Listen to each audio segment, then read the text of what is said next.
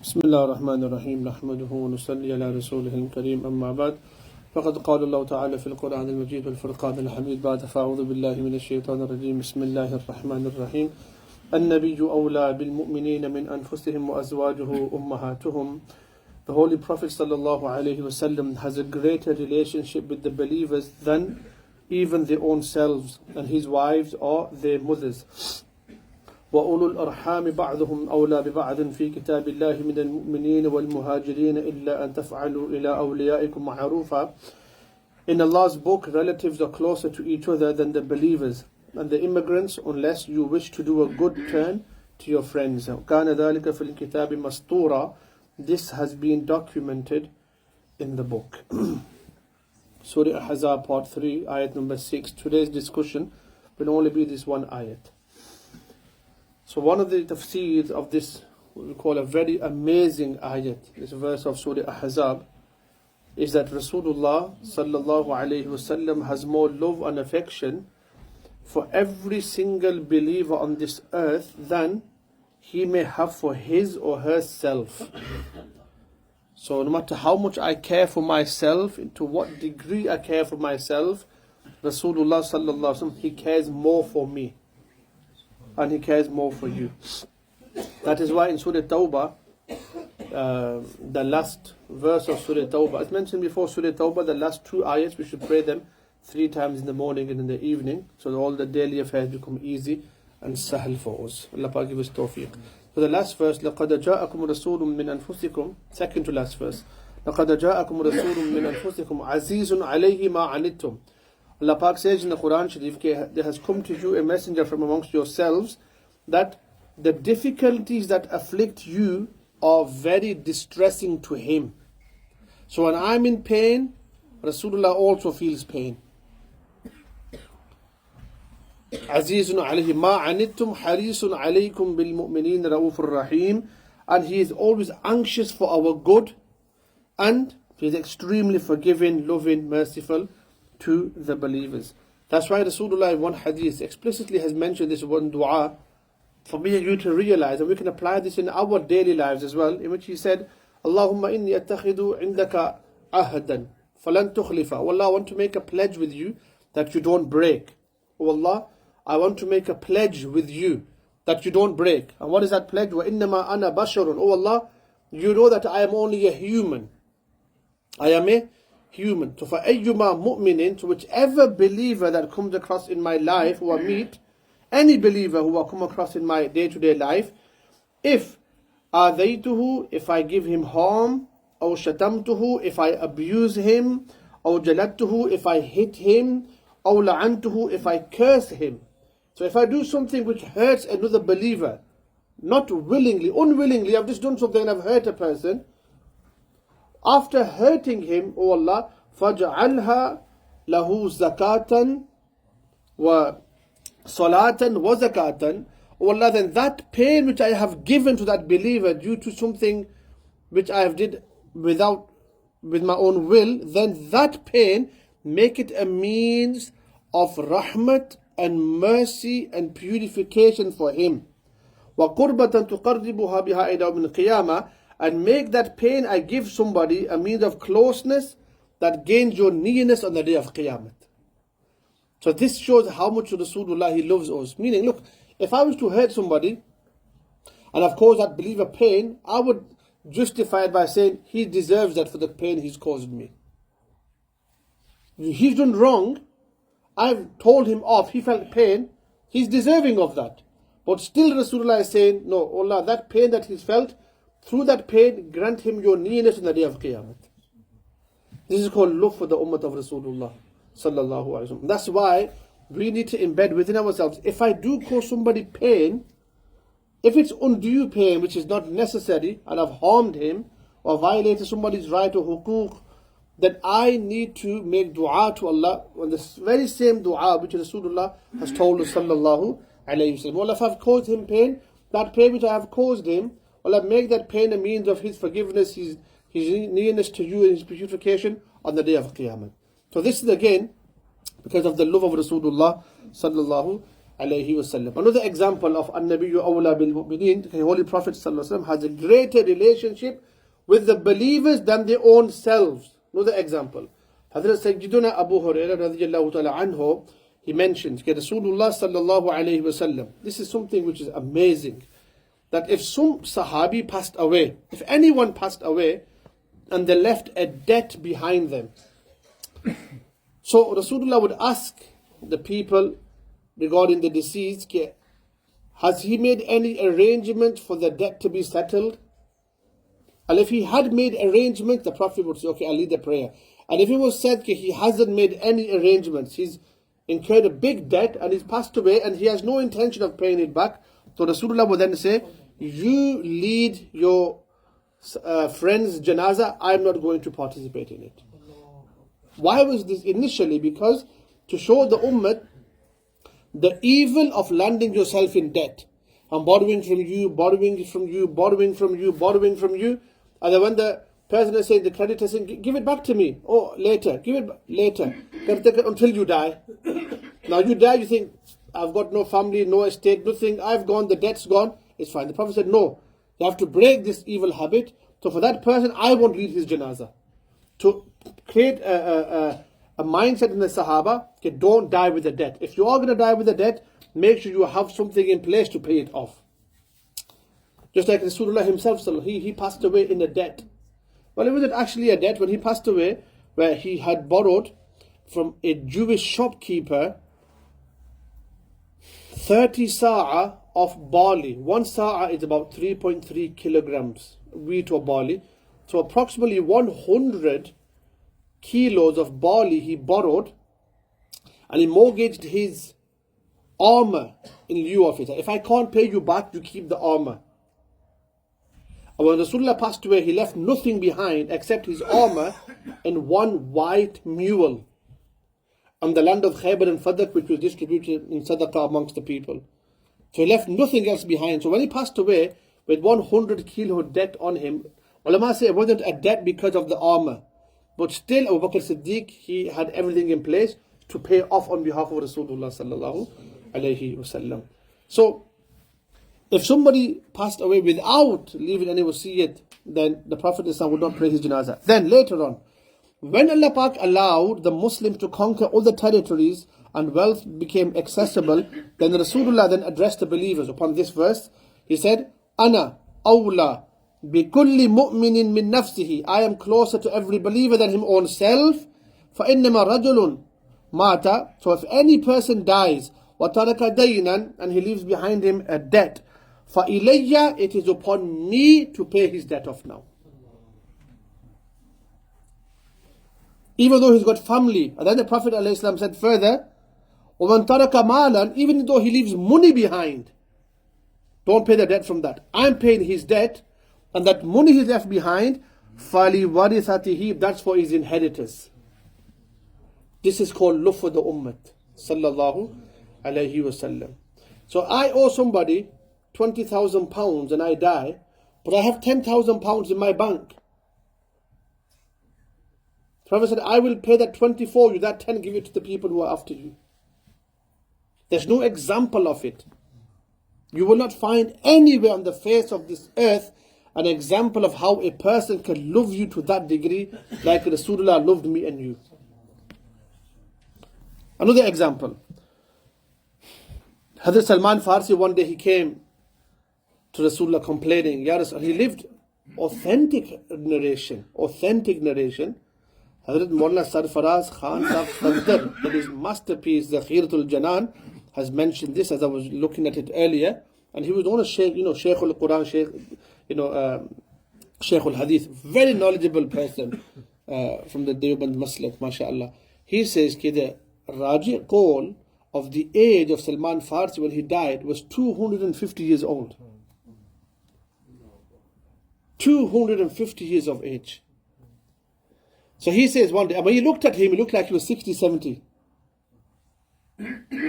So he came once complaining to the Prophet, Ya Rasulullah, these Jews are laughing at me, they're joking at me. He said, why? He said, because I've told them that our Prophet even teaches us the method of going to the toilet. So they laughed at me. What kind of Nabi is he that is teaching you how to go to toilet? Is there nothing else to teach you? So he says, I answered them, okay, this is the greatness of my Nabi, that he's left nothing out. He's even taught us the method of toilet. Sallallahu alayhi wasallam. How he's told us that method. So Rasulullah said to Salman Farsi, it's good you answered like that, because remember, Salman Farsi, إِنَّمَا أَنَا لَكُمْ بِمَنْزِلَةِ الْوَالِدِ. I am like all my Sahaba and the whole ummah, like your father. أُعَلِّمُكُمْ. My job is to teach you. So how much a father loves a child? A child can never love his father that much. He's not the biological father, the spiritual father. Meaning he cares so much for us, just like an actual father would care for his child. And that's why Rasulullah sallallahu alaihi wasallam desired that no mu'min, me and you till the day of Qiyamah, should never suffer any difficulties in this world or the Akhirat. And Hadith of Tirmidhi mentions, he explains this, إِنَّمَا مَثَلِي وَمَثَلُ أُمَّتِي. He says, my example, the Prophet said sallallahu alayhi wasallam, and your example is كَمَثْلِ رَجُلٍ إِسْتَوْقَدَ نَارًا. It's like a person who built a fire. Once he built a fire, فَجَعَلَتِ الدَّوَابُ وَالْفَرَاشُ يَقَعْنَانَ فِيهَا. Then all these little creepers and these moths and these flying insects come and they begin to fall in the fire. So he's trying to move them away. He says, وَأَنَا آخِذٌ. I am just the same. The fire here is fire of Jahannam, burning. The flames are leaping out. وَأَنَا آخِذٌ بِحُجُّحَزِكُمْ. I'm holding you from your waist and I'm pulling you. وَأَنْتُمْ تَقَحَّمُونَ فِيهَا. And you are slipping from my hands and rushing headlong into the fire of Jahannam. That I'm grabbing you by your waist, pulling my ummati. No, this is haram. Don't do this action. Don't disobey your parents. Don't listen to music. Don't do guna. I'm stopping you. But you're slipping from my hands and falling inside the fire of Jahannam. This is love for his ummah. Allah Ta'ala says, النَّبِيُّ أَوْلَى بِالْمُؤْمِنِينَ مِنْ أَنفُسِهِمْ. So, again, I want to reiterate this point, okay, how close Rasulullah is to us, sallallahu alaihi wasallam, that even in our own selves, okay, look, we're not that bothered about being safe in the fire of Jahannam as much as Rasulullah is bothered about me and you being safe from the fire of Jahannam. Me and you are not that bothered about going to Jannat as much as Rasulullah is bothered about me and you going to Jannat. Me and you are not that bothered about acquiring taqwa and living a life of deen as much as Rasulullah is bothered about me and you acquiring taqwa and living a life according to deen. You know, if you look into the teachings, I don't want to go too long into the topic, but it's come to my mind. Every point which could have caused us harm, he sallallahu alaihi wasallam has mentioned it. You know, it comes in a hadith where he's mentioned, sallallahu alaihi wasallam, if you have a glass, if it's chipped a little bit, it's chipped. He said, don't drink the water from the glass where it's chipped from. Who would teach you these manners? The glass is chipped. Don't drink. Why? In case you hurt your lip. Sallallahu alayhi wasallam. Don't go to sleep on a roof without any walls. हमारे मुल्कों में जो होता है छतों पर, in case you fall off. Don't go to sleep after eating your evening meal or your curry without washing your hands. Why? Because you get little bed bugs biting on your under your fingernails and your fingertips. Turn out the heater when you go to sleep, in case it makes you burn. It causes a fire in your house, and it does. There was time of Sahaba Ikram, the Prophet Islam, he got told that there was a fire lit in the house. Sahaba Ikram got shaheed by the fire. And once the Prophet Islam was sat down on a mat, Hadith of Mishkat Sharif, and there was a little oven, a fire was burning in one corner, giving heat, and he sat with the companions, and a little mouse came, or a rat, faratun. It came, and with its tail, it threw a cinder of fire onto the mat in front of Rasulullah sallallahu alaihi wasallam. And the Prophet Islam watched it.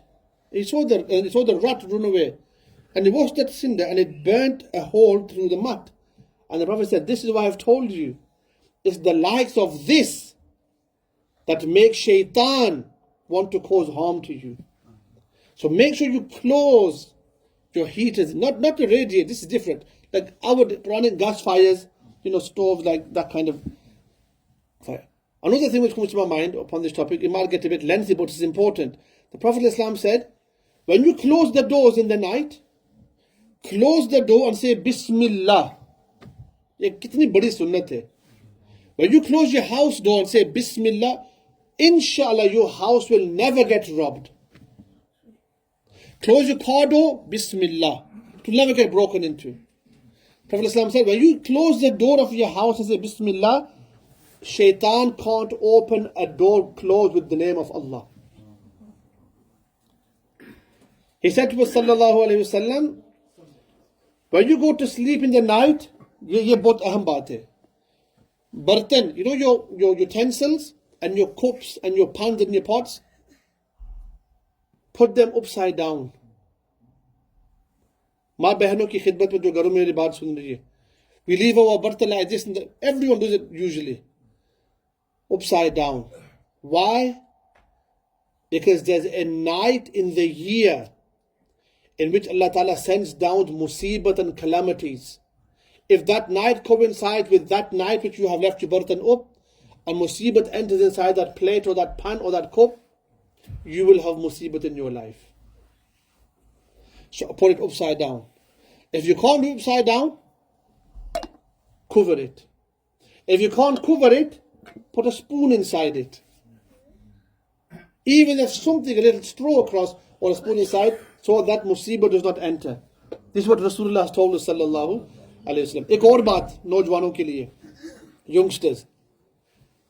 He said, don't let your children out in the first portion of the night.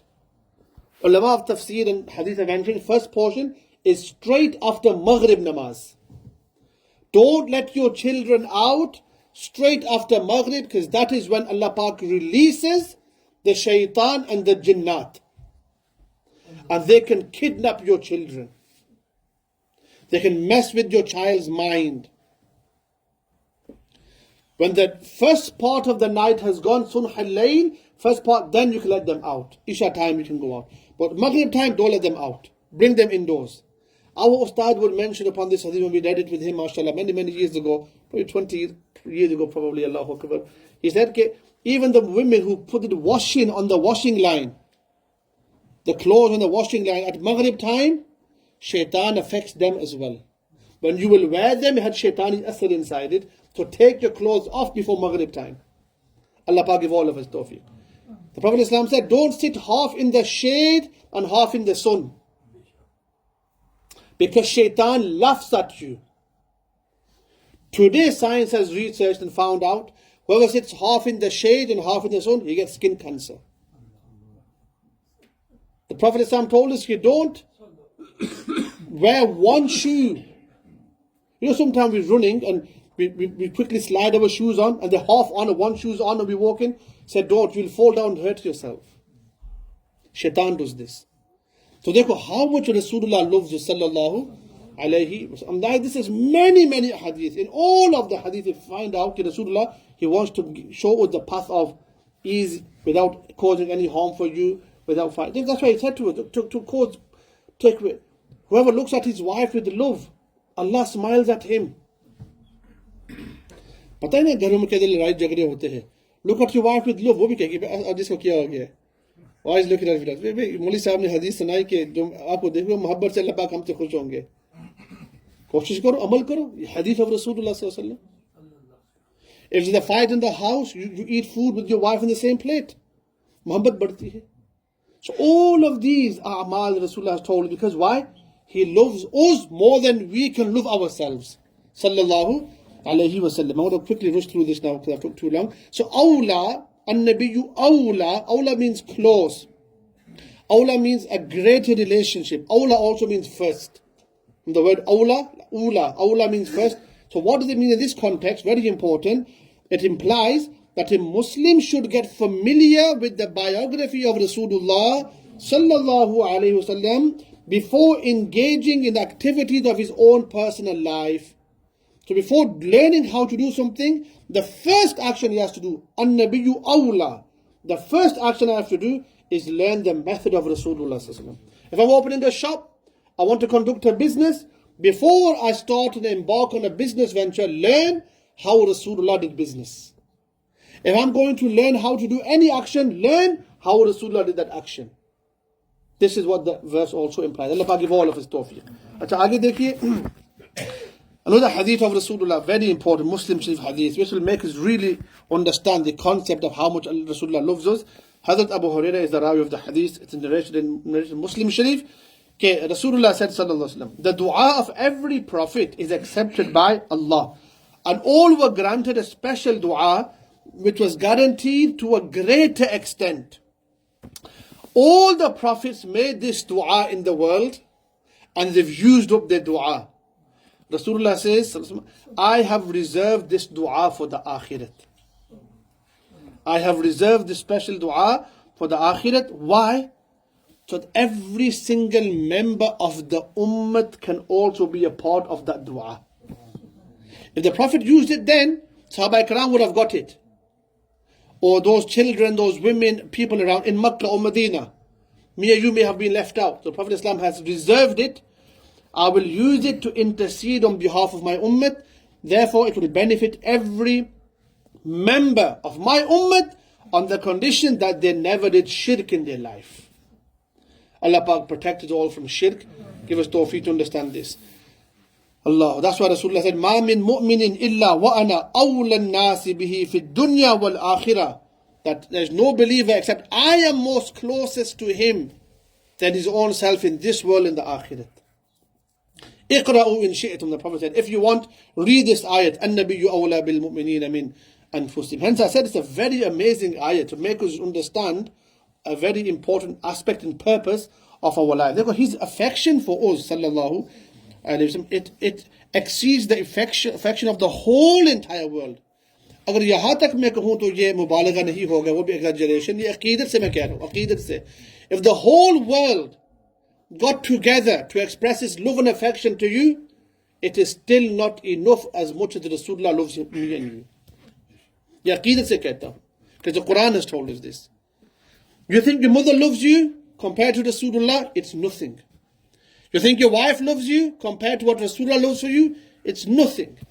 Rasulullah loves me and you more than every other person that shows or expresses love for me and you. And he holds us dearer to him than we can hold ourselves dear. So what should me and you do in return? لا يؤمن أحدكم حتى أكون أحب إليه من والده وولده والناس أجمعين. The Prophet said, none of you can truly believe until you make me more beloved to you than your parents, your children, and the whole of mankind. Why? Because I have made you more beloved to me. You are the most beloved to me than your own selves. So why don't you love me the same as well? Sallallahu alayhi wasallam. Hazrat Thanvi has mentioned a beautiful point here based on the saying of Hazrat Ibn Atiyya and also opted by Imam al-Qurtubi and other Mufassirin, that every Muslim, listen to this point, this is the highlight of today's dars, every Muslim is duty bound to obey and implement the command of Rasulullah sallallahu alaihi wasallam more than the command of his parents, even over the pulls of one's own desiring self. If you are craving to do something, but Rasulullah has said, no, don't do that, do this, I have to stop what I am craving and do what Rasulullah wants from me. Allah Pak give all of us tawfiq. And Hazrat Mawlānā Shabir Ahmad Usmani has mentioned another point, which is found in Tafsir, that he said, if you look closely at your Iman, if you look closely at our Iman, it says it is only a ray of light from the sun, the aftab of Nabuwwat of Rasulullah sallallahu. So let's say Rasulullah is Nur A'zam, a big, massive, celestial body of light, of the Iman light, okay? It's massive, greater than the sun. And it's got rays coming out, Shu'ai. So each one has got a ray of light. I've got one, you've got one, he's got one, she's got one, they've got one. And that is Iman. Because I'm connected with the Prophet Islam, that's Iman. So he says, each one has got a ray of light of Iman from the sunlight of the prophethood of Rasulullah sallallahu alaihi wasallam. That is Habib sallallahu alaihi wasallam. So to understand my own Iman, I first have to acquire the recognition of Rasulullah sallallahu alaihi wasallam. It is because of that being that I have got Iman. So until I don't have the spiritual connection with Rasulullah, understanding how great he is, I can't even thank Allah for my own Iman. And hence Rasulullah said, okay, I am like you, to you, like a father. Because my job is to teach you, but I'm even closer to you than your father, spiritual father. Allah Ta'ala give us tawfiq to understand. That was the first theme of this ayat. There's 4 themes. Next 3 themes are very short. This was the longest one. We'll finish in about 5-10 minutes. Second theme, وَأَزْوَاجُهُ أُمَّهَاتُهُم, and his wives are their mothers. Allahu Akbar. So Allah Pak talks about Rasulullah, how close he is to us. Straight after mentioning that, he says, وَأَزْوَاجُهُ, and the Prophet's wives are our mothers. Mothers are not biological mothers. It means spiritual mothers. Also in terms of respect and honor for them. Otherwise, if they were our biological mothers, argument's sake, and Hazrat Ali's biological mother, Hazrat Khadija, how could he have married the daughter of Hazrat Khadija, Hazrat Fatima? That would have been his sister.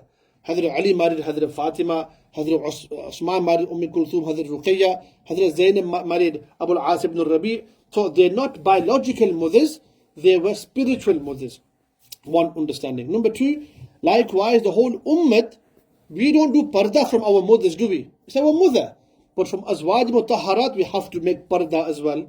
So this shows they're not biological mothers, but they are spiritual mothers in terms of respect and honor for them. That's why the qissa, famous qissa in hadith, in which Hazrat Salama and Hazrat Maymuna radiyallahu anhuma was sat down once with Rasulullah sallallahu alaihi wasallam, knock on the door, Hazrat Abdullah ibn Maktum, Nabina, totally blind Sahabi in both his eyes, he sought permission to come in. The Prophet said, okay, come on in. He said to these 2 Sahabi and his 2 wives, now he's blind, totally blind, Madarzad, Nabina, Anda, he's blind, born blind. The 2 wives are sitting inside the home. The Prophet ﷺ said to them, Quma, stand up, wahtajaba and minhu, do parda from him. So they said, parda from him? So they replied, the hadith, awalaysahu rajulun a'ma, isn't he blind? He can't see us. The Prophet ﷺ said to them, afa amyawani antuma, are you 2 also blind? You can see him, do parda, go away from here. So from this we understand that just like قُلْ لِلْمُؤْمِنِينَ يَغُضُّوا مِنْ أَبَصَارِهِمْ, tell the believing men to lower their gaze. Equally, وَقُلْ لِلْمُؤْمِنَاتِ يَغْضُضْنَ مِنْ أَبَصَارِهِنَّ, tell the believing women to lower their gazes as well. So every member of the ummah of Rasulullah observed the law of hijab from our mothers, Ummahatul Mu'mineen, Ridwanullahi ta'ala anhunna ajma'in, and wanted. And if somebody ever wanted to ask them a question, Quran says, min wara'i hijab, you have to ask behind the parda. Nobody could come in front of them. If you wanted to speak with them, behind the parda, ask them what you want, and they would tell you behind the curtain. Upon this, I just want to mention quickly, Rasulullah sallallahu in the blessed light had 11 wives. 11 wives. I want to mention their names just so that we are familiated and we get this as the token of tabarruk, so we know the name of the wife of Rasulullah sallallahu alaihi wasallam. And those listening at home, they may be the mothers and sisters, they can study each sahabiya, each mother of the ummah, and bring that into their lives. Each one has amazing qualities. So the first wife from the Azwaj Mutahharat, Hazrat Khadija, she was a widow. The Prophet married her at the age of 25. The ages I'm saying are approximate ages, okay, but the Prophet married them.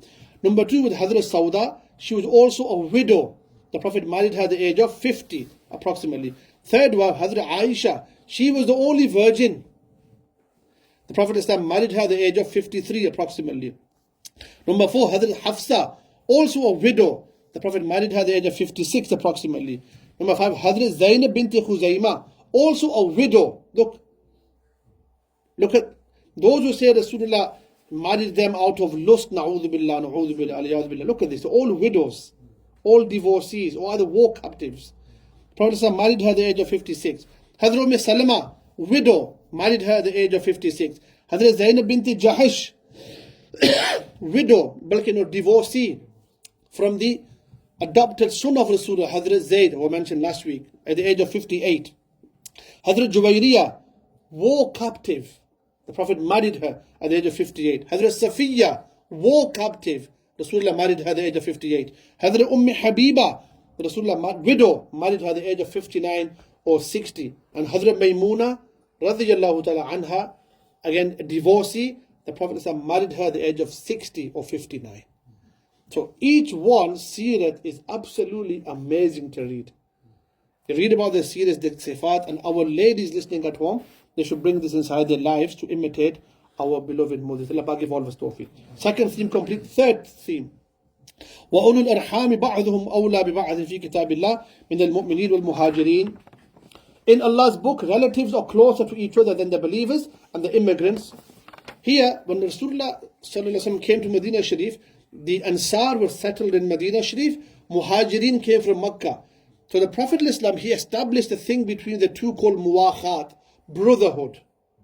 Ansar of Medina, Muhajirin of Makkah, or from other areas, maybe from Rum, Suhaib Rumi, from Faris, Salman Farsi. When they all came, he established brotherhood, muwakhat, bye-bye. So initially what used to happen is they were such brothers that if one of them died, the other would inherit from him. Miras ka us haqdar ho jaya karta. He would take the inheritance from him. Until this ayat was revealed to show they're not your real biological brothers, they are your brothers in deen only. Because that person who dies, he may actually have another family. Actual biological brother or sister or mother, they are more deserving of his actual wealth rather than the brother which has been made through deen. So when this ayat was revealed, so initially they did used to inherit when they newly made hijrat. After this verse, then the distribution of mirath had no bearing with the Ansar of the Muhajirun, but was distributed upon the lineal and closer relationship of the biological talluq. So this was, again, Allah Pak wanted to clear up this misconception. If you want to still give it to them, fourth theme. إِلَّا أَن تَفْعَلُوا إِلَىٰ أَوْلِيَائِكُمْ مَعْرُوفًا, unless you wish to do a good turn to your friends. So what you can do then, you're about to die, you have your wealth, 2/3 goes to inheritance, 1/3 you have to do wasiyat. So you can say, oh Allah, this 1/3 give it to my muhajir brother. Or whilst you are living, still alive, you have money, you have wealth, oh Allah, I'm not on my deathbed, I'm fine and healthy, oh Allah, I have this much money, 10,000 pounds, 5,000, I'm giving to my muhajir brother as a gift. Then that's also allowed because of how they've helped each other to show that love and muhabbat amongst themselves. So financially you can still assist them, but the actual inheritance share, they're not allowed to have a part of that anymore. Allah Pak give us tawfiq to realize that. Lifetime, make a gift, make a will in their favor, so they get it after your death. So again, what does this imply, the fourth theme? Be affectionate and caring to your Muslim brothers. Allah Pak give us the ability to understand this in deen, even though they're not relations. At the end, Allah Pak, these four themes Allah Pak mentions, Rasulullah is closer to you than yourselves, respect and honor the wives of Rasulullah, our mothers. Understand the concept of Ansar and Muhajirun, the brotherhood they had amongst themselves, how they helped deen and they propagated the deen. Ansar in particular, the Ansar Sahaba are an amazing group of Sahaba. You know, like I said, I don't want to go too much into detail about the Ansar. They just became known as the helpers, the Ansar. They gave up everything for the Muhajirun and Sahaba. Even to the extent when the Prophet Islam would, at Maqam Ji'rana, after the battle of Taif and Hunayn, he gave so many spoils of war to others, Ansar took nothing. Nothing. So a few of the youngsters, they said, look at this. Our swords are still dripping with blood, and he's given 100 camels each to some of the newly reverts of Islam. We've got nothing. So once Sahabi heard this, he ran and told Rasulullah what one Ansar was saying. The Prophet said, erect my tent, get all the Ansar inside. They pitched the tent, now the Ansar are getting scared, what have we done, what have we done? They found out it was a few youngsters, little kids who said it. It was nothing meaningful. It was just like, from the tongue, not the big Sahaba. The Prophet said, what is this that I have heard what you have said? They said, Ya Rasulullah, it wasn't us. It was a few youngsters. He said, okay, let me tell you. Then he explained the Ansar. He said, oh Ansar, if I had a choice to be in any group, I would have chosen you, Ansar. If the whole world, if the people went in one valley and the Ansar walked in one valley, I would have walked with you. Oh Ansar, the rest of the people are my outer clothing. Ansar, you are my inner clothing, closer to my heart. And then when the Prophet was saying this, Sahaba, they were all crying. Ansar, they were crying, they couldn't believe how close Rasulullah was to them. And they kept saying, Allahu wa Rasuluhu amannu, Allahu wa Rasuluhu amannu. You have given us much more than this. You have given us much more. Aapka ihsan to bahut zyada hai. Then the Prophet said to them, okay, weren't you astray and you got deen through me? They began to cry, Allahu amannu, Allahu wa Rasuluhu amannu. Much more. Then the Prophet said right at the end, are you not happy with this? That the world is taking the dunya, they're all taking the dunya to their homes, and camels and sheep and wealth and dirham and dinar, and you are taking Rasulullah to your homes? They let them take the world. You taking me back. And then that was final, full stop. Ya Rasulullah, please don't say any more. We know. Allahu Rasul amannu. You do much more. And then he said, have sabr, O Ansar, because preference will be given to others over you. And you will keep on decreasing. Now there's not a single Ansari Sahib person left. You will decrease and others will increase. And have sabr, O Ansar, when? How long till? Hatta talqawni ala al-hawd. Until you meet your beloved at my pond of Kawthar. Wait until that day, and we will meet again. Sallallahu alayhi wasallam. So, kana dhalika fil kitabi. So this muwakhat between and you have to read the stories. Ansar and Muhajir. You know, they could one example. I know I've talked a bit long, but just to put inside our mind. Abdurrahman ibn Auf comes to one Sahabi's house, Ansar. He's a rich person. He's got a very, mashallah, blossoming, booming business. Very rich. He said, I'll give you half of my money to Abdurrahman ibn Auf. I've got 2 wives. The part of the ayat hasn't been revealed yet. I've got 2 wives. I love them both. You look at both of them. Whichever one your heart chooses, I will divorce her for you. You take her. Socho to sahi. How can a person, and they weren't pretending. This was genuine iman. I will give you half my riches. Take it. And I will divorce one of my wives and you can take. Abdurrahman ibn Auf, what did he say? He said, Allah grant you barakah. Just show me where the bazaar is. He had a few coins with him.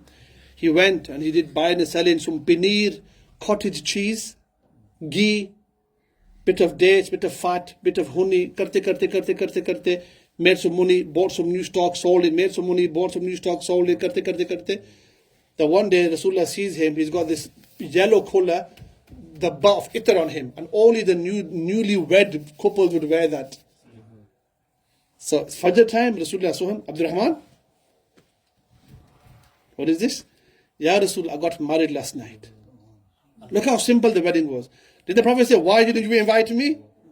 मैं तो आपका पीर हूँ, मैं तो आपका नबी हूँ, मुझे क्यों नहीं बुलाया?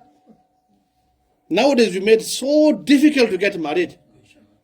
हाँ, शादी यहाँ से होती है, कपड़े दुबई से आते हैं, और टर्की से छपवाए जाते हैं, हॉल पता नहीं मैनचेस्टर में बुक होता है. इतने लफड़े. You need before you die 50,000 pounds in your daughter's account. You know, बेटा आपके लिए शादी के लिए. We've done it ourselves. Abdurrahman ibn Auf, what is this? I got married last night. Acha, mashallah, Allah grant you barakah. First question of Islah for the ummah. What mahr did you give her? Because he knew he came hand to mouth from Makkah. He said, I gave her a small bag of gold. He said, that's fine. Now I know that you're doing well. If you done that, walima. If you have to give walima, awlim walau bishatin. Even if you have to give a sheep, cook a sheep or a goat, and give walima with that. What does this mean? 2 meanings. One means, okay, even if it's just a sheep, cook 1 sheep and give it. Meaning, itna hi sada kyun na ho, give it. And the second one is, second meaning which ulama have said, if you have to make a big feast of 1 sheep, then do walima with that. Kya matlab? Okay, this is a grand walima where you sacrifice 1 sheep and feed the Sahaba. Do you understand? I don't think you understood the point.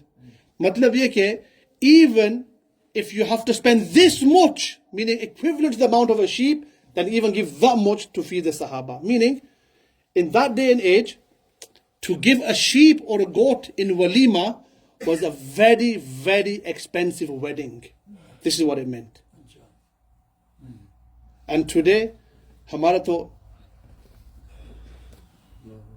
क्या कहते ना कर जाएगा अगर 3 starters ना हुए दस्तरखान पर, अगर 2 mains ना हुए, अगर 3 desserts ना हुए, अच्छा ये हॉल आपने बुक किया, ओहो ये कोई हॉल है बुक करने का?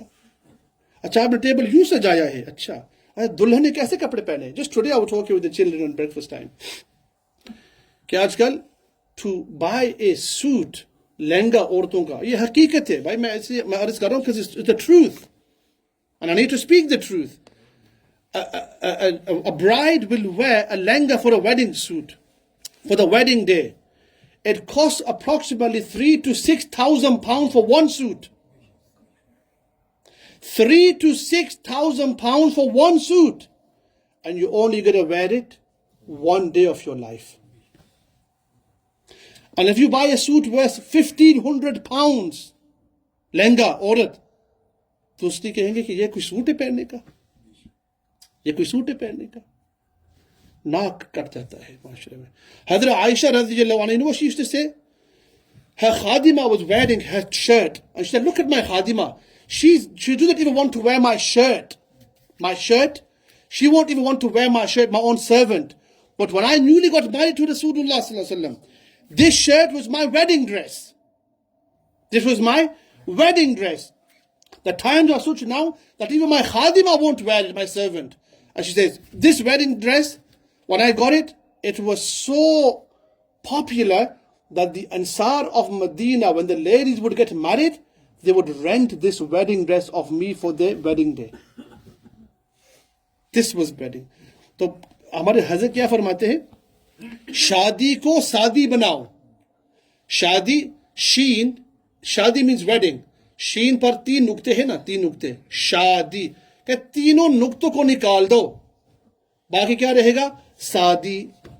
तो शादी को सादी बनाओ. यही सुन्नत से हमें ये तालीम मिलती. अल्लाह पाक give all of us तौफीक. अल्लाह पाक give all of us तौफीक. कान ज़ालिका फ़िल किताब मस्तूरा. Allah Pak says this has been documented in the book. Kitab here means Lord of inheritance or Allah's divine decree, or it means Lawhul Mahfuz, the protected tablet. We make dua to Allah Pak. Allah Pak give me the tawfiq, give all of us tawfiq. Khulasa number 1 we've learned, Rasulullah sallallahu alaihi wasallam loves us more than anybody else. We also have to reciprocate by loving him back, following his ways.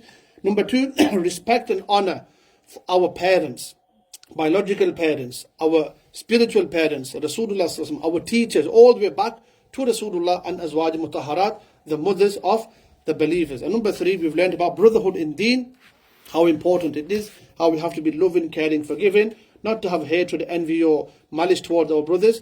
And finally, dhimnan, ye baat shadi ki aa gayi hai, so also we have also learned to try to keep our weddings as simple as possible. Inna a'adhaman nikahi barakatan, the best nikah in terms of lasting the longest. Listen to this very carefully. 200, I watched this on news. 200,000 people got married in the year, I can't remember the exact year. It was a snippet I've seen. 200,000 people got married this one particular year in the UK.